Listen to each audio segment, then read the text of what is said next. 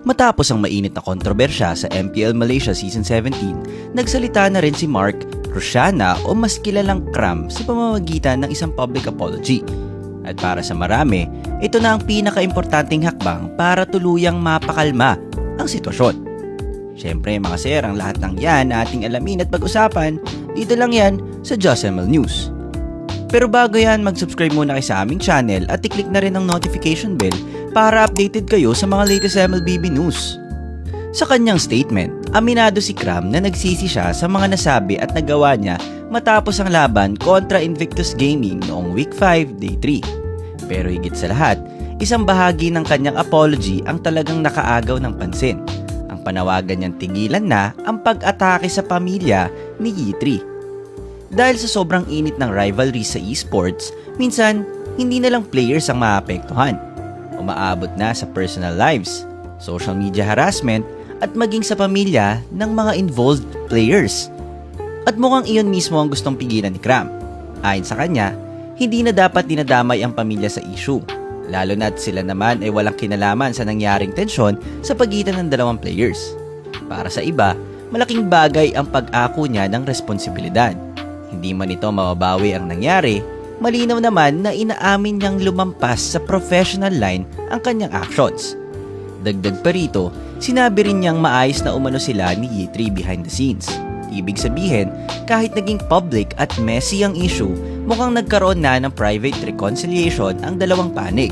At ngayon, mas lalo itong kinumpirma sa inilabas na official joint statement ng SRG Esports at Invictus Gaming MY.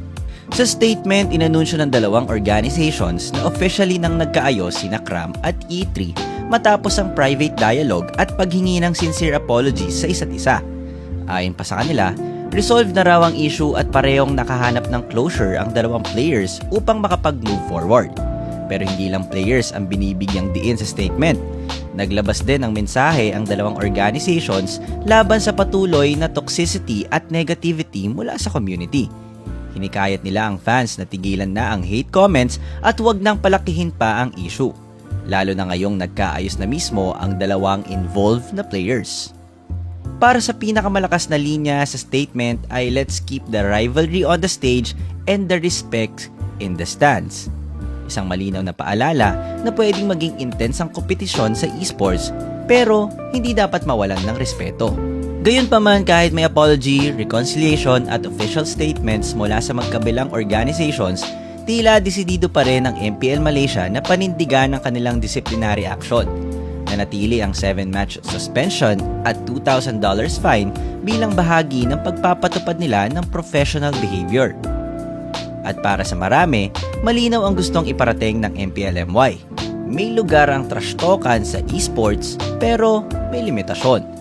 Dahil once na madamay ang personal attacks, private harassment, at pamilya mismo ng mga players, ibang usapan na yon. Isa itong mabigat na leksyon para kay Kram, lalo na ngayong maganda ang takbo ng SRG sa season.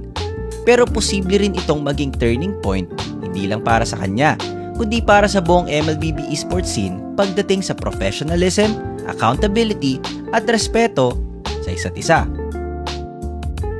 At yan nga mga mainit na balita sa MLBB scene. Kung nais mo maging updated sa mga latest MLBB news, i-like at subscribe lang ang aming mga social media platforms sa Facebook, sa TikTok, at syempre sa YouTube.